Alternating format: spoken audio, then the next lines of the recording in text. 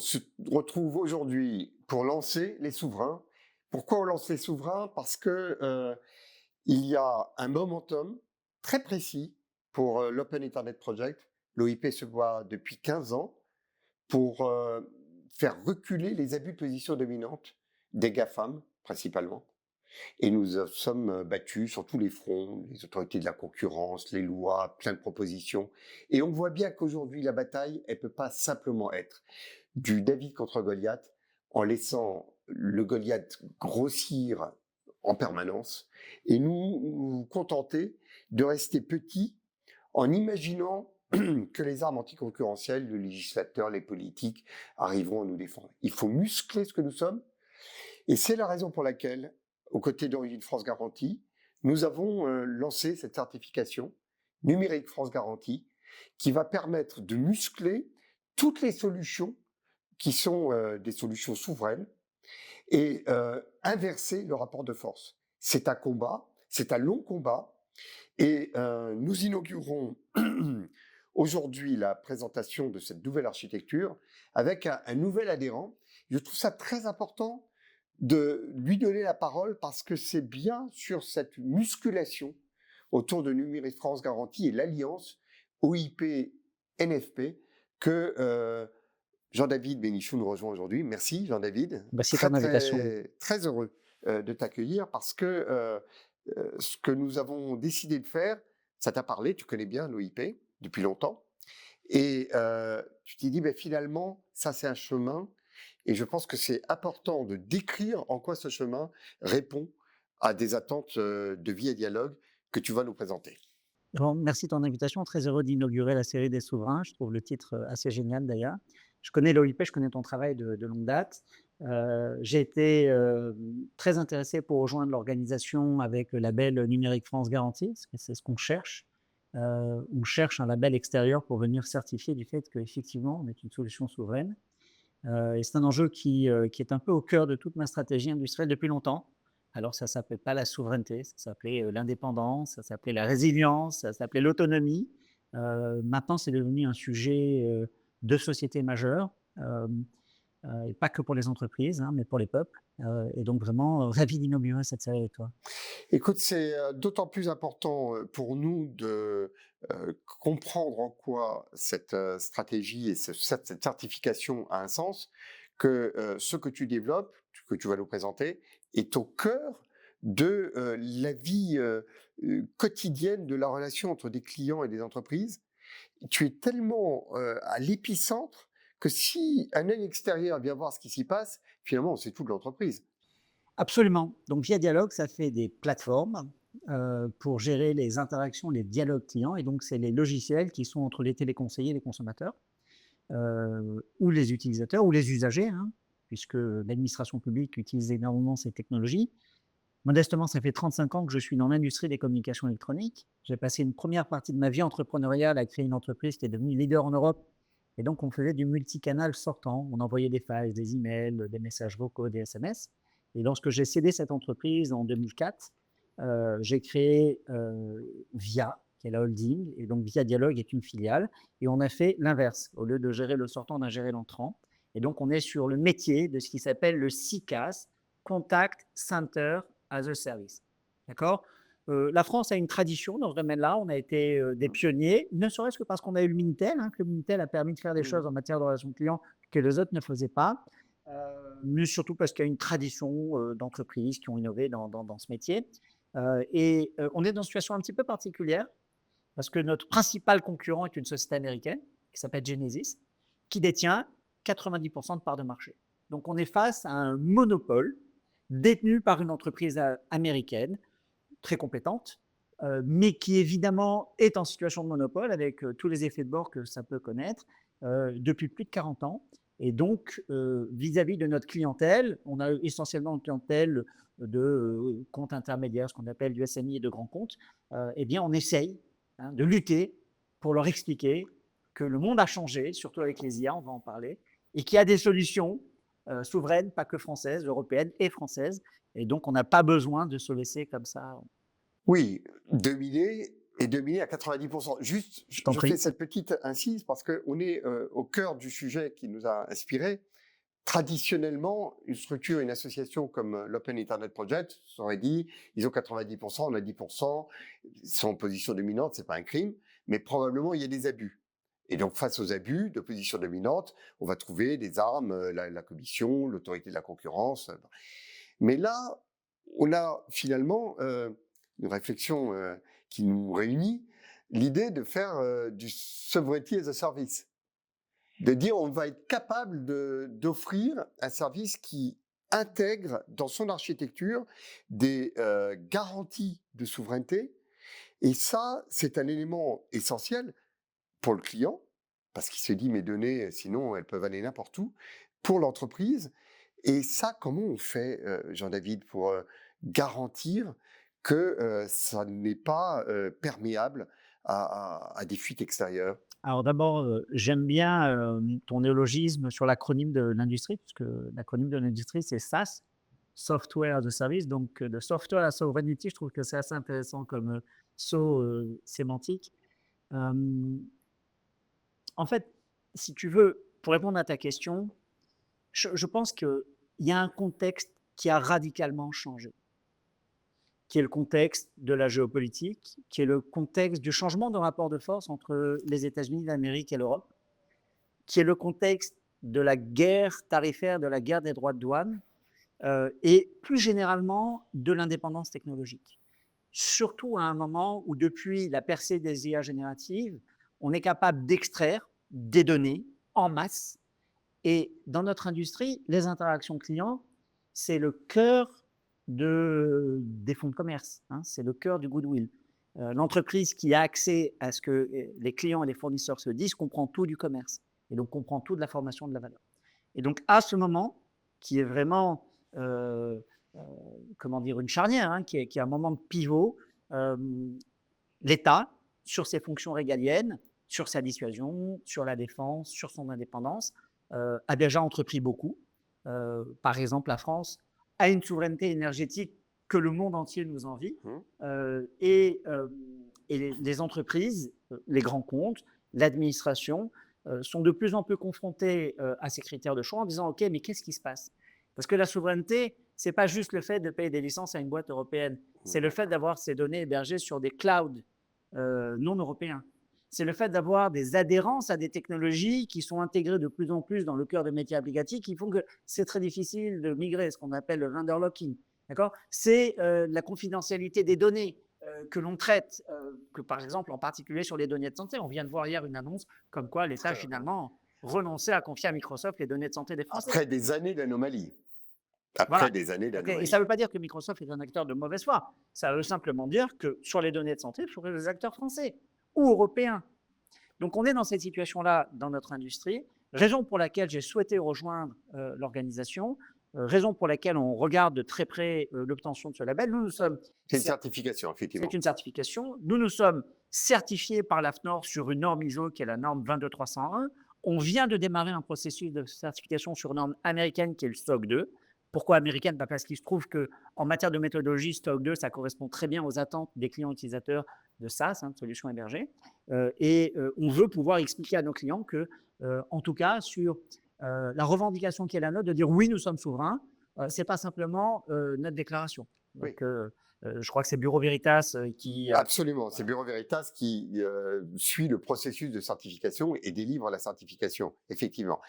Juste un point, parce que je pense que pour tous ceux qui nous écoutent, il suffit d'entendre le président américain pour se rendre compte qu'il y a une menace.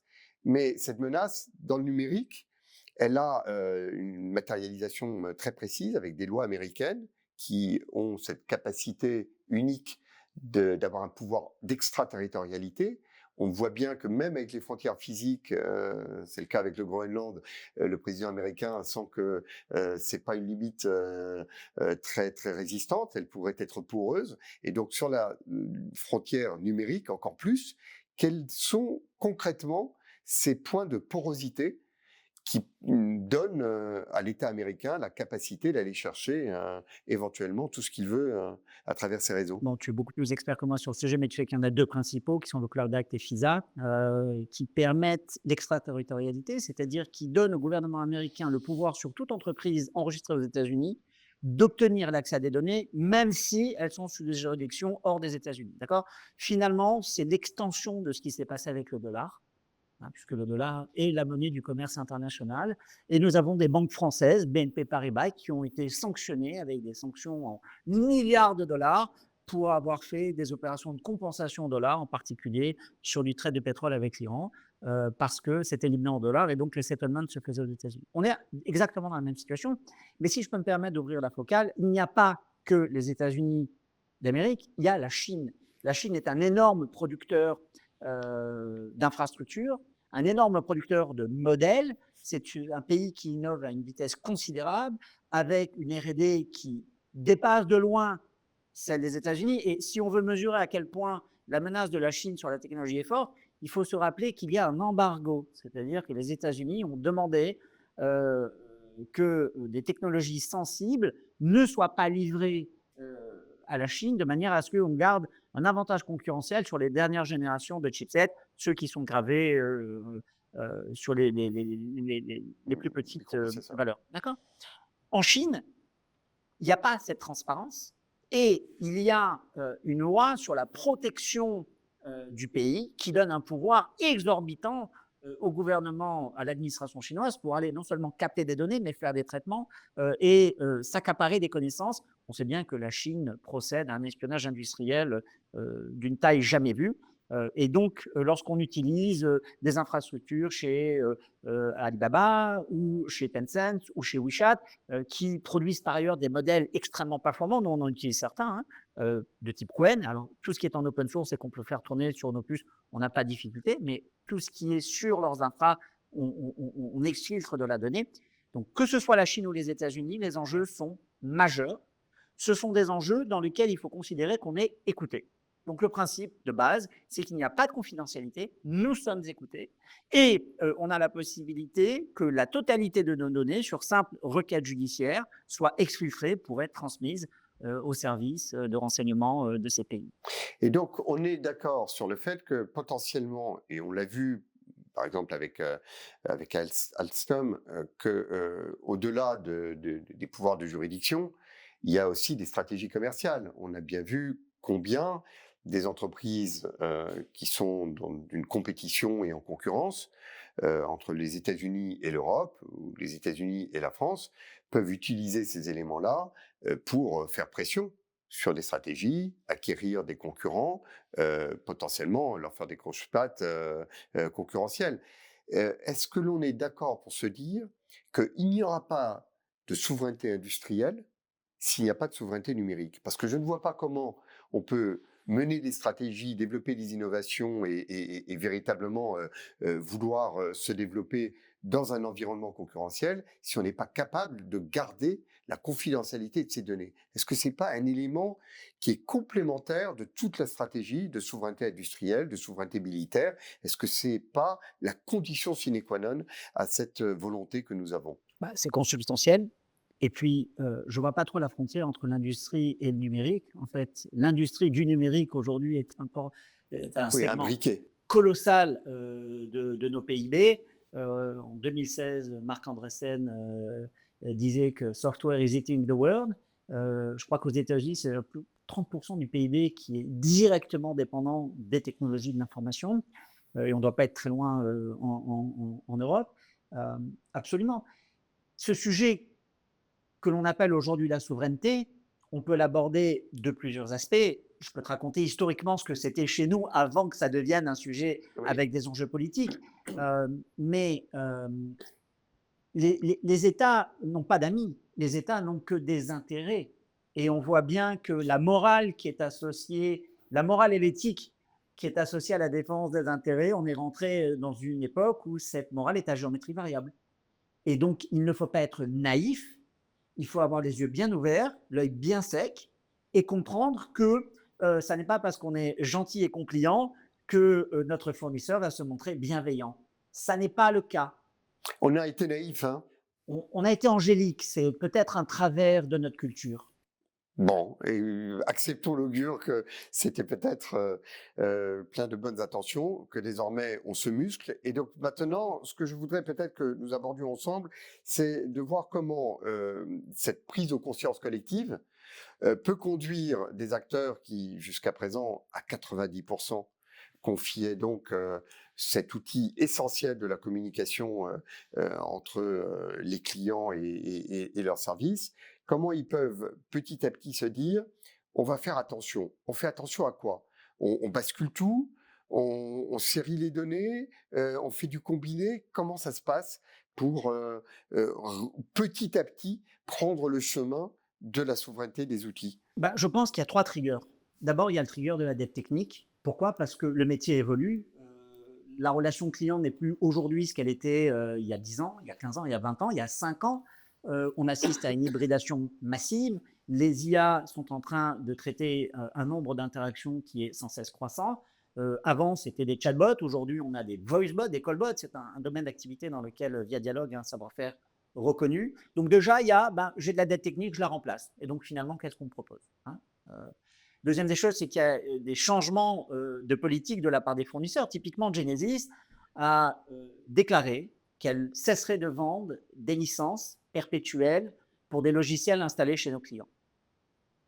Donc on a des clients qui ont investi des sommes considérables pour construire des actifs logiciels et un fournisseur qui dit non, finalement maintenant tout est dans le cloud. Donc ce que vous avez, vous le gardez, mais si vous voulez d'innovation, il faut passer dans le cloud. Ça a créé beaucoup de tensions dans l'industrie. Donc beaucoup de grands acteurs se sont dit, ben, tiens, c'est peut-être le moment de faire un appel d'offres pour aller voir ce qu'on peut me proposer. Puis il y a un environnement réglementaire. Nous avons beaucoup de clients qui sont fortement régulés, qui sont des clients bancaires, qui sont des clients dans le domaine de l'assurance, mais pas que, dans La le domaine de la santé. fourniture de la santé, de commodités que peuvent être l'énergie ou que peuvent être les télécommunications, et où il y a des contraintes réglementaires. Dans la santé, c'est par exemple avoir un stockage qui est conforme à la réglementation. Euh, ou d'enregistrer des conversations et de les stocker dans des serveurs qui sont sécurisés ou qui sont cryptés. Et enfin, il y a une prise de conscience qui est d'ordre sociétal, c'est que les donneurs d'ordre se disent on dépense des dizaines de milliards par an pour enrichir des acteurs qui contribuent au développement de leurs propres économies, et donc on s'appauvrit. Et donc comment est-ce qu'on fait pour garder la richesse? Pardon, j'allais vite, cette prise de conscience, tu l'as constatée? Elle est de plus en plus réelle. On a la chance, par exemple, en France, par exemple dans le domaine de l'assurance, d'avoir une filière mutualiste très importante. Hmm. Et le mode de la mutualité est intéressant parce que justement, Ouais. il a un rapport au profit Oui. qui est un rapport de long terme, Du qui est un partage de rapport la valeur. de partage de la valeur. Et donc, ces donneurs d'ordre-là se disent, c'est quand même beaucoup d'argent. Et c'est de l'argent qui quitte non seulement la France, mais l'Europe, et qui va où? Qui va aux États-Unis, ou qui va en dehors de l'Europe, mais essentiellement aux États-Unis. J'ai cité le risque chinois, il est réel, mais il touche plus aujourd'hui les consommateurs au travers d'applications comme TikTok. Euh, Entrepreneurialement, ça reste des grands acteurs américains qui fournissent des technologies. Une partie du hardware venant de Chine, hein, par exemple. Cisco a, avec Huawei, un énorme concurrent, mais qui était aussi le concurrent de Siemens, Ericsson, Nokia, Alcatel. Donc, il y a cette prise de conscience. Et nous, c'est un levier. Et on dit, vous voulez un écosystème innovant, vous voulez un écosystème dense, permettez aux acteurs de cet écosystème locaux, français et européens, de se développer. Faisez-les vivre de votre Ouais. commande. Ouais. Jean David, c'est un point absolument essentiel. Et il est essentiel parce qu'on est on est à un tournant. Et comme toujours dans ces moments de croisement, il faut choisir la bonne direction. Euh, il y a une critique, tu la connais. La Tu vas critique. interdire des appels d'offres? Alors, non, il y a un point que l'on a beaucoup entendu et c'est tellement courant qu'on l'a tous entendu. Vous nous demandez de choisir des solutions souveraines françaises ou européennes, mais vous savez bien que les solutions américaines, elles sont robustes. Si je choisis un Microsoft, Genesis, personne ne me le reprochera. Si je choisis une entreprise dont peut-être qu'elle est prometteuse, mais dont pas grand monde a entendu parler, eh bien, je prends un risque. Et moi, DSI, eh ben, je sécurise avec des choses qui sont totalement éprouvées, que personne ne me reprochera, et je laisse les risques à d'autres. Ce point de débat, d'arbitrage, il nous a fragilisés tous collectivement. Est-ce que aujourd'hui on est robuste? Est-ce que l'on est innovant? Est-ce que on est capable même de s'intégrer à des écosystèmes où on crée des alliances entre différentes solutions souveraines pour offrir une suite numérique de bout en bout pour laquelle on peut se dire on est aussi bon qu'un Américain. Est-ce que cette promesse-là, aujourd'hui, on est capable de la tenir? Je n'irai pas sur le terrain de cette promesse. D'abord parce qu'il faut reconnaître aux États-Unis une capacité à innover considérable qui vient du fait qu'ils sont capables de mobiliser des quantités d'argent colossales pour financer l'innovation. Et qui vient du fait qu'on leur a passé tellement de commandes au début pour leur mettre les pieds à l'étrier que cette avance-là, ils l'ont. Pas que. Les États-Unis sont l'Eldorado pour l'entreprise. C'est le pays dans lequel il y a le moins de friction et dans lequel on peut se développer. Si c'est un marché de quasiment 300 millions de consommateurs unifiés, c'est la première économie du monde. Donc, quand ça réussit, ça grandit très très vite. On n'a pas ça en Europe, d'accord? On a des barrières de langue, on a des barrières de taille, on a des barrières de réglementation, etc. Donc, je n'irai pas sur ce terrain-là. J'irai sur un autre terrain. Je dirais que le mieux est l'ennemi du bien. Ce n'est pas tout à fait la même chose, Mmh. d'accord? En fait, il y a, nous, un critère qu'on utilise souvent qui est de dire, OK, combien vous dépensez? Quelles sont les fonctions qui sont vitales? Vous payez des sommes indécentes pour des fonctions que vous n'utilisez pas. Donc, sur le vital, vous avez des enjeux. Il y a le must-have, il y a le nice to have, et il y a le cool to have.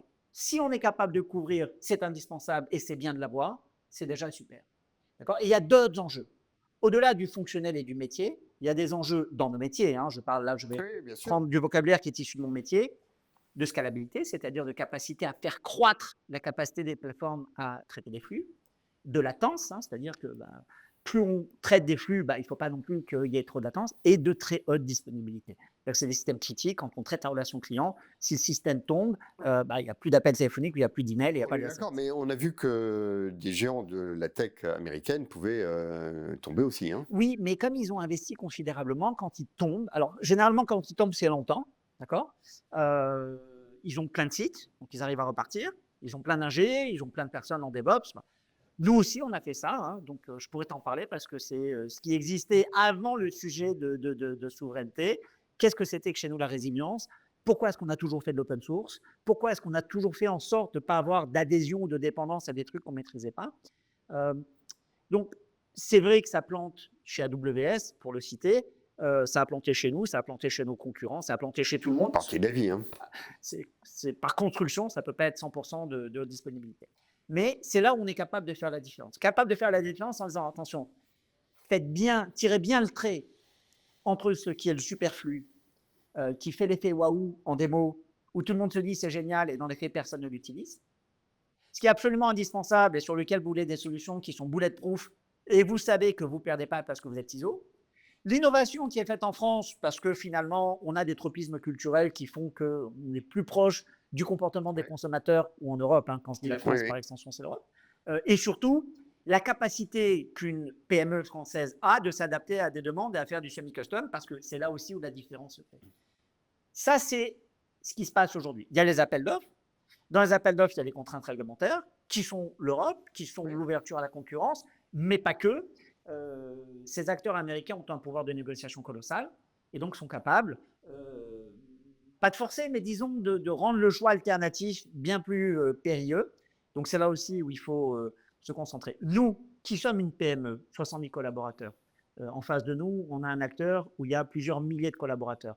On ne rougit pas, on gagne des clients, Oui, oui. d'accord? Et on est fiers de les gagner. Et en plus, on a un spectre de produits qui est large parce qu'on a à la fois les plateformes de gestion de flux, on a des IA, on a des solutions de gestion de la connaissance client. Donc, on est bon, d'accord? Mais on n'est pas dimensionné pour se battre contre ces géants-là qui ont une présence mondiale et qui ont des milliers de collaborateurs. Et donc, on se rapproche de très grands intégrateurs.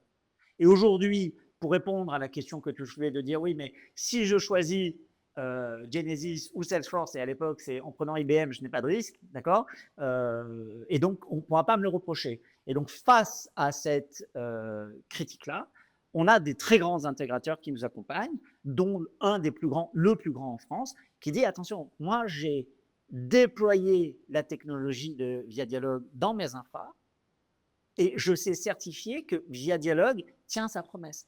Et donc aujourd'hui, on est accompagné par de très grands intégrateurs.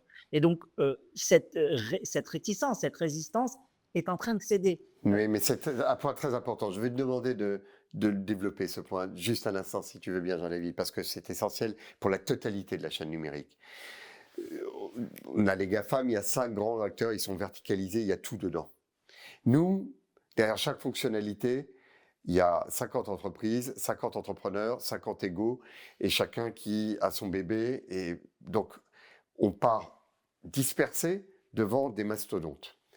La question que je voudrais te poser, c'est est-ce que Numérique France Garantie, qui doit être cette certification qui amène une grande famille à reconnaître les siens, peut être le lieu où ces articulations se font pour que notre architecture particulière, qui a son histoire et qui a ses vertus, parce que je crois qu'on est très innovant, qu'on est agile, tout ça c'est très positif.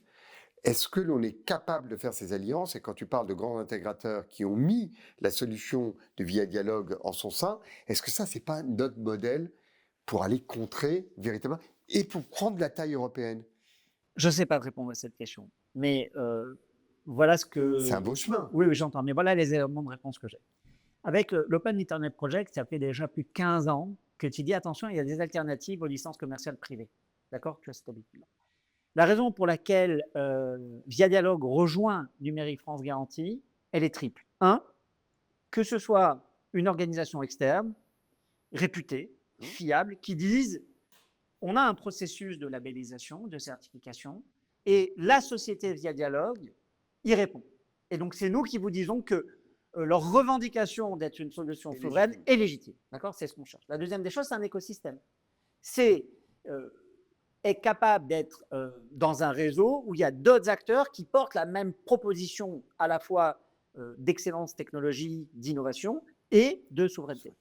La troisième des choses, c'est est-ce qu'on est capable, ensemble, par nos travaux, nos réflexions, nos actions, d'influer sur la fabrique de la loi en disant messieurs les législateurs, mesdames et messieurs les législateurs, soyez avisés, soyez prudents, il y a tel et tel et tel enjeu, oui. Et donc c'est là où on va également s'investir, d'accord? Parce que notre pratique, moi ça fait modestement 35 ans que je suis dans cette industrie.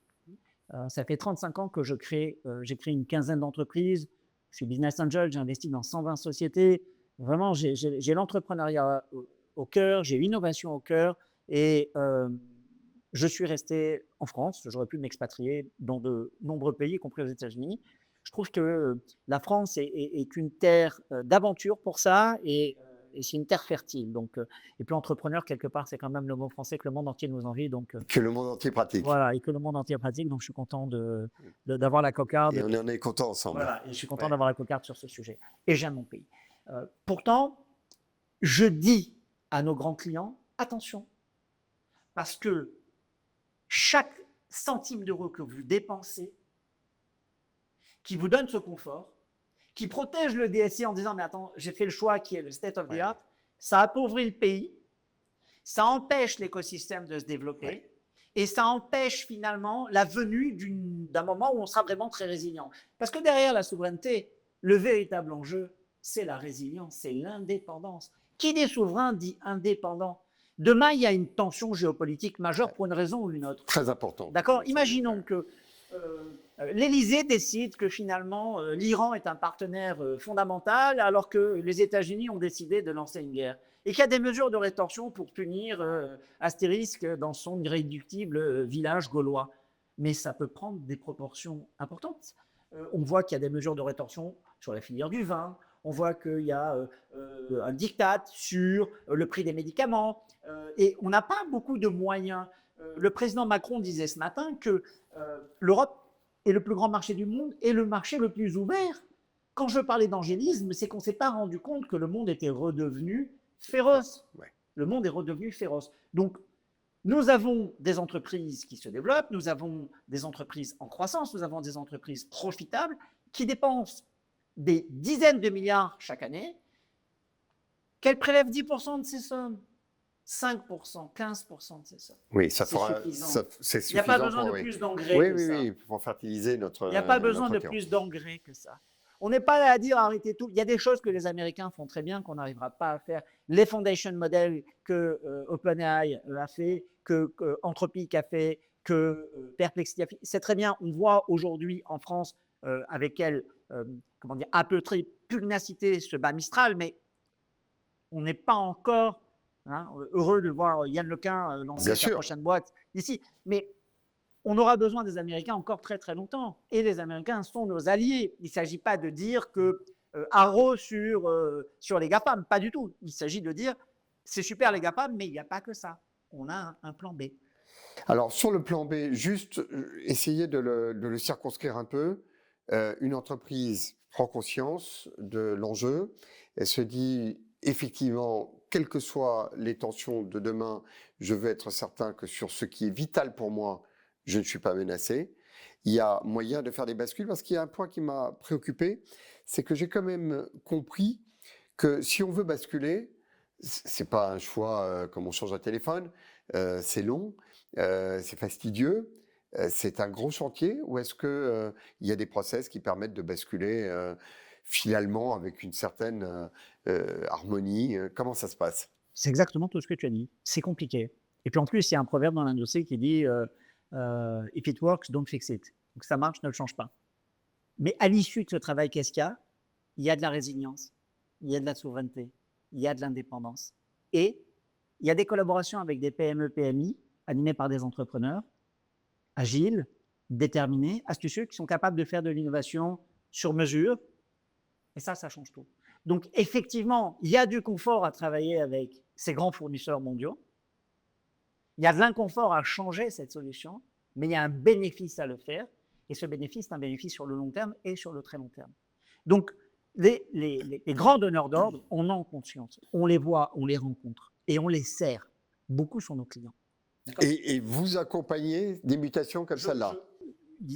Oui, on a des collaborations structurantes et déterminantes. Je ne vais pas citer de noms, mais de très grandes enseignes bancaires, de grands fournisseurs d'énergie au sens large, de grands assureurs, de grands mutualistes, de grands opérateurs télécoms. Ils nous suivent, ils jouent le jeu. Ils sont dans cette logique de 5 à 15%. Mais la réalité, c'est que 90% de l'administration utilise les solutions de Genesis dans le cas qui nous concerne. Et là, on dit attention. Ça, c'est très important parce que, effectivement, moi, il y a un point que je suis très attaché, c'est que ces éléments de souveraineté qui sont au cœur du régalien, c'est finalement des entrepreneurs qui les prennent en main. Et tu sais d'ailleurs que la genèse du mot entrepreneur, c'est prendre en main. Alors, si je peux me permettre, il y a cette genèse, mais il y a surtout entrepreneur. Oui. Être au milieu des preneurs. C'est pas faux. Il y a les deux. C'est prendre en main et être au milieu de ceux qui prennent en main. Exactement. C'est finalement exactement ce que l'on évoque depuis le début de notre entretien. Il y a effectivement la nécessité pour la puissance publique d'être exemplaire sur ces sujets. Est-ce qu'aujourd'hui, tu as le sentiment que la géostratégie qui évolue à grands pas tous les matins en écoutant le président américain a amené au-delà de ce qui se fait sur le Health Data Hub, est-ce que des interlocuteurs que tu as dans la sphère publique ont pris cette décision, cet arbitrage de se dire je vais faire la bascule? Ou est-ce qu'il faut encore que l'on donne une pichenette sur ce chemin? Écoute, la France est plus proche d'une association loi 1901 que d'une SAS. Hein. Donc là, le gouvernement français est une organisation à but non lucratif. La notion d'optimisation des coûts est contraire à la culture de la haute administration française, qui est beaucoup plus sensible à des sujets d'équité, d'égalité. Cependant, il y a maintenant un dénominateur commun qui s'appelle la souveraineté. Et dans le cadre de la souveraineté, il y a une prise de conscience qui est beaucoup plus forte et qui est triple, qui est de dire on doit être indépendant parce qu'on veut une continuité de service, on ne veut pas être la variable d'ajustement de tremblement de terre géopolitique. Deuxièmement, on a quand même un déficit très compliqué. Et le déficit que l'on a, ce n'est pas parce qu'on ne prélève pas assez d'impôts. Voilà. Hein, d'accord ? Le déficit que l'on a, c'est parce qu'on dépense trop. Donc, si on peut économiser sur des OPEX, hein, Bien sûr. des dépenses de fonctionnement, c'est pas plus mal. Puis la troisième des choses, c'est de dire que small is beautiful. Hein, et puis, je vais faire, je vais le dire en anglais alors que je pourrais le dire en français, mais close is beautiful. C'est-à-dire que ce qui est à proximité est Bien sûr. super. Bien. Et donc là, il y a un véritable changement et on est en train de le voir. On est en train de voir que il y a une prise de conscience des acteurs étatiques qui disent il faut qu'on change de grille de lecture et il faut qu'on change de méthode. Et ça, c'est très net. D'autant plus que ces milliards, si au lieu de les dépenser ailleurs, on les dépense en France, bon, on fait circuler la richesse. En France ou en Europe, puisqu'on est intégré dans un grand marché, on est une union à 27 membres. L'idée, c'est, au sein de l'Europe, on a des règles du jeu qui sont claires entre nous. Et donc, on est ISO, on est équitable. Moi, ça me va très bien d'être en concurrence avec un concurrent espagnol, un concurrent allemand, un concurrent italien, un concurrent polonais. J'ai aucune difficulté. D'accord ? Là où j'ai un problème, c'est quand j'ai un acteur qui a 90% de part de marché et qui mécaniquement agit en situation de monopole, et on le sait, qui change de manière quasi léonine son business plan, qui fait que les grands donneurs d'ordre se retrouvent avec des investissements qui doivent mettre dans la poubelle, et où finalement on se dit, tiens, il y a toujours le réflexe de, non mais je reste avec eux quand même. Parce que mais c'est invraisemblable quand même, parce que ce que j'ai vécu ça récemment, je ne citerai pas le nom, mais un dirigeant de la relation client qui est très connu dans l'industrie, très grande légitimité, quelqu'un pour qui j'ai beaucoup d'estime, on avait fait une proposition et qui m'a dit Jean-David, on a un problème, votre proposition elle n'est pas assez chère. Il était de bonne foi, mais ça voulait dire qu'il pensait qu'avec cette quantité-là, on n'était pas capable de fournir. Or, c'est faux. Nous étions capables de fournir. D'accord, mais le benchmark qu'il a, c'est que accoutumé à des prix beaucoup plus élevés, il se dit je ne vais pas avoir la qualité. Rassuré du fait de savoir qu'en dépensant beaucoup, il va être bien traité par une grande entreprise. Mais la réalité, c'est qu'on est mieux où en étant un petit ou un moyen client d'une très grande entreprise ou un grand client d'une entreprise de taille moyenne. Absolument. Et là, effectivement, on est suivi. Je voudrais qu'on fasse un focus sur 2-3 sujets parce que tu les as abordés, ils sont importants. Et le premier, c'est effectivement l'Europe. On sera capable de concurrencer les GAFAM qui ont pris tremplin sur leur pays d'origine, les États-Unis, si on a véritablement accès au marché européen. Est-ce qu'aujourd'hui, ce marché européen existe tout simplement? Et est-ce que l'on est capable, nous, avec notre certification numérique France Garantie, que l'on va peut-être un peu expliquer comme étant souveraineté garantie, hein, est-ce que c'est quelque chose qui va parler sur les autres marchés européens pour nous permettre de prendre cette taille Bon, le marché européen existe, il est très dynamique, il est plus difficile à conquérir que le marché américain qui est unifié. Il reste une barrière des langues, mais là, les Américains, les Anglais nous ont vachement aidés parce que finalement, les logiciels sont dans leur langue. Hein, donc, ils n'ont pas l'air d'avoir eu beaucoup de difficultés. Hein, et puis, en vérité, on est sur le seuil d'une transformation de l'expérience des logiciels avec les IA génératives. Est-ce qu'il faudrait un label européen? Absolument. Un label européen sera toujours beaucoup plus fort qu'un label national. Et donc, c'est tout l'effort que je te souhaite. Hein. Non, mais c'est en cours. C'est de passer à l'échelle. Et bien évidemment, voilà. et ça doit passer à l'échelle. Et le jour où vous serez à l'échelle, on appliquera pour cette certification à l'échelle européenne. L'Europe, c'est un continent extraordinaire. Il est en dehors de l'ordinaire. D'accord ? Et c'est un continent qui porte une promesse folle. On voit bien à quel point cette promesse déchaîne les passions. Et l'économie est au cœur de tout. Hein. Bien sûr. Il y a beaucoup de langues dans lesquelles il y a une très grande proximité entre le mot paix et le mot payer. Hein, parce que l'argent est le vecteur de la paix, de la coexistence. C'est parce que ça circule et c'est parce que ça croît que chacun trouve sa place. Donc, essayons de garder le plus d'argent possible dans notre marché unifié. Bien sûr. Hein, de manière à augmenter le plus possible le périmètre de la paix. Nous, on est un petit acteur dans une petite industrie, mais elle est caractéristique parce que Il n'y a pas beaucoup d'entreprises dans l'industrie où il y a une entreprise étrangère qui détient 90% de parts de marché locales. C'est notre cas. C'est pour ça qu'on est emblématique. Et c'est parce qu'on en a bien conscience qu'on se rapproche d'organisations et d'initiatives planétaires en disant tout ce qu'on peut faire pour donner de la visibilité, rajouter de la crédibilité et militer, on le fera. Voilà. Et je te remercie de ton invitation parce que je publierai cet épisode sur mes fils sociaux et puis on verra les réactions qu'il suscitera. Non, mais c'est bien entendu extrêmement emblématique et c'est aussi emblématique parce que on a désormais euh, un saut technologique qui est majeur, c'est l'IA. Est-ce que l'IA transforme un peu les données de cette équation? Ça fait plus que les transformer. On est dans une rupture de paradigme complète. Dans notre industrie, le nombre de clients qui nous demandent s'ils sont capables de remplacer toute ou partie de leur téléconseiller humain est important. La relation client, les centres de contact, alors pas la relation client, les centres de contact, c'est le parent pauvre. Par exemple, si au lieu de faire du Customer Interaction Management, j'avais fait du Customer Relationship Management, concrètement, si au lieu d'avoir Genesis pour concurrent, j'avais eu Salesforce, mon marché serait 10 ou 20 ou 30 fois plus grand. D'accord? Bien. Ce métier de la gestion d'interaction client a toujours été sous contrainte budgétaire. Et donc, les donneurs d'ordre, les directeurs de la relation client voient arriver des technologies qui permettent de faire des économies qui sont extrêmement significatives.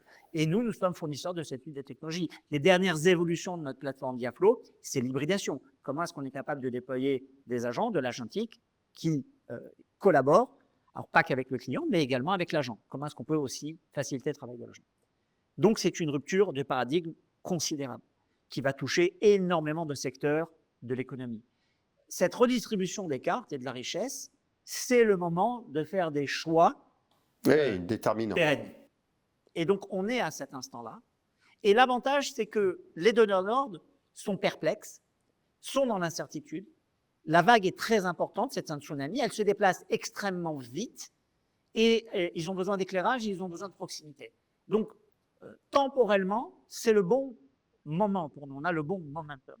Mais il faut ce petit supplément d'âme qui consiste à dire, ben oui, je vais le prendre le risque. Et il y a des acteurs dans l'industrie qui ont pris ce risque. De grands donneurs d'ordre qui ont dit, je vais choisir une entreprise française. Un grand donneur d'ordre a choisi un de mes concurrents. Bravo à lui, bravo à mon concurrent. Okay, mais c'est en train de se produire. Et il faut que ça s'amplifie. Parce qu'on est au moment idoine pour que ça arrive. Et donc, je pense que ton initiative est née sous de bons auspices. Non, c'est très important. Elle est sous de bons auspices, c'est bien, mais il y a peut-être une prise de conscience que je n'avais pas. Tu me dis en substance, l'accélération avec l'IA va rendre plus compliqué le passage à des alternatifs si on rentre dans cette imbrication d'IA et que l'on s'y embourbe en quelque sorte. C'est déjà compliqué aujourd'hui d'en sortir, mais ça le sera encore plus demain. Beaucoup plus. L'adhésion et la dépendance seront beaucoup plus fortes. D'accord, donc on est en train de rentrer dans j'allais dire, des niveaux de dépendance qui sont de plus en plus menaçants quant à la capacité de faire marche arrière, c'est ça? Absolument. Tu Donc, permets que je te raconte une anecdote? non, mais c'est important les anecdotes, c'est concret. Bien. Il y a 2 ans, on a racheté à la barre du tribunal de commerce de Paris le fonds de commerce d'une société qui s'appelait initialement Mindset, qui a levé beaucoup d'argent, une vingtaine de millions, qui appartenait à un acteur chinois et qui développait des chatbots dans le domaine du tourisme. Okay, donc, l'acteur chinois, du jour au lendemain, c'est ses financements, il a dû gérer des difficultés et donc cette entreprise, malheureusement, a périclité. Nous avons racheté le fonds de commerce. Cette entreprise hébergeait ses instances de production sur Amazon. Nous sommes très intégrés. Via Dialogue, c'est une entreprise qui a ses propres serveurs, ses propres liens optiques. Le niveau de dépendance maximal que l'on a autorisé, c'est de la colocation. Donc, on a des baies nues qu'on loue en France dans des data centers, mais tout ce qui est dans les baies nous appartient. Le stockage, et donc on a toutes les couches depuis la gestion des infrastructures, le DevOps, etc. Pourquoi je dis ça? Parce que ça nous permet d'avoir des économies très importantes. Nous avons une culture frugale, on fait plutôt 4 litres avec un citron qu'1 litre avec 4 kilos. Et donc ça nous amène tout le temps à faire des choix qui nous permet de nous projeter dans le temps parce que on garde la substantifique moelle de la création de valeur. Et donc, on s'est dit, on va réimpatrier sur nos serveurs ces instances qui sont chez AWS. Pour te donner un ordre d'idée, faire ça, ça coûte entre 1,5 fois et 4 fois la dépense annuelle chez AWS. Pourquoi? Parce que Amazon, qui n'est pas ennemi de son intérêt, a fait en sorte que ce soit extrêmement dissuasif. Donc le sujet, la question que tu poses de dire si on met le doigt dans l'IA et que ce sont des modèles à l'extérieur, est-ce que l'adhésion va être forte? Elle va être considérable, elle va être colossale, ça sera presque impossible d'en sortir. Ça sera un simple mouvement vraiment létal. D'accord? On a mis 2 fois plus de temps que ce qu'on avait prévu. Ça nous a coûté presque un an de chiffre d'affaires. Mais la dépense que faisait cette société était supérieure à la dépense totale que Via Dialogue avait sur ses propres infra pour un volume qui était de l'ordre de 5%. C'est-à-dire que techniquement, ils payaient 20 fois plus cher que nous. Donc, les enjeux de souveraineté, c'est aussi des enjeux de pérennité. C'est beaucoup d'argent. Si on dépense beaucoup d'argent vite, on va se retrouver pauvre beaucoup plus rapidement. Donc, il faut faire extrêmement attention et ne pas oublier que quand on achète des services digitaux, on paye de la marge. Oui, bien sûr. C'est des industries à 90% de valeur ajoutée. On n'est pas en train d'acheter des choses qui sont manufacturées. Tout au début de mon parcours entrepreneurial, je fabriquais des chemises. Je pourrais te dire ce que ça coûte encore aujourd'hui de fabriquer une chemise. Mais la part de profit sur une chemise, si c'est 10%, c'est très, très bien. Là, c'est 90%. Là, c'est 90%. Donc, c'est comme si c'est du marginal. Non, c'est pas que c'est du marginal. Non, mais ce que l'on vend, c'est du marginal. C'est-à-dire que l'infrastructure est déjà amortie. Ça veut dire que ce que l'on économise, bien sûr, je comprends très bien, d'accord, est très important. Nous, quand je te cite l'exemple de ce grand client où je lui fais une proposition qui est 6 fois inférieure à ce qu'il avait, il me dit non parce que c'est pas assez cher. Donc, mais c'est 6 fois inférieur. Et c'est très bien payé. Et c'est très bien. Et moi, je vis très correctement.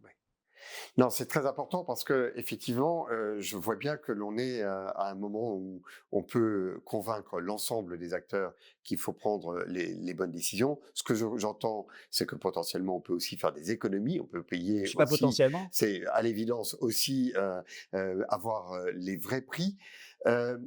Deux éléments peut-être pour terminer, parce que il y a aussi dans cette mutation des promesses qui sont faites par des grands acteurs américains, qui est de dire finalement on a compris vos inquiétudes et donc on va se souverainiser. On a appelé ça le French washing. Est-ce que ce sont des promesses crédibles? Est-ce que véritablement on peut être américain, à capitaux américains, sous dépendance de lois américaines et pouvoir néanmoins, par des artifices contractuels, protéger la donnée? Est-ce que cette promesse a un peu de fondement ou est-ce que c'est un miroir aux alouettes? Elle n'engage que ceux qui les écoutent. Mais le droit américain dit le contraire. D'accord. Donc c'est très clair. Le droit américain, que ce soit FISA, je crois que c'est l'amendement Oui. 702, ou que ce soit Claudel, dit le contraire. Il y a un principe d'extraterritorialité.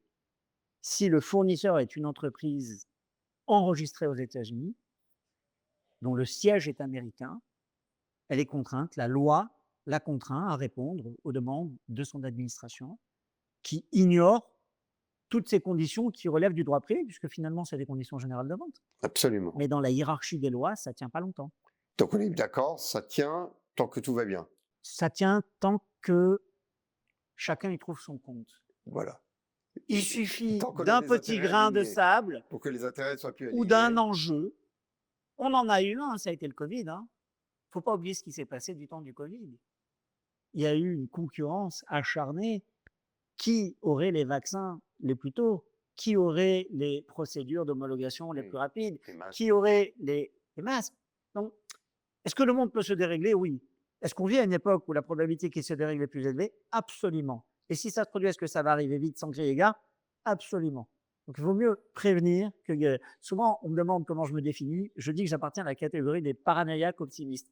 Paranoïaque parce que je m'entraîne toujours au pire des scénarios. Optimiste parce qu'au moins, s'il se produit, je ne suis pas pris de court. Et en fait, dans notre industrie, quand on parle de très haute disponibilité, notre ennemi, qui est aussi notre ami, s'appelle Murphy.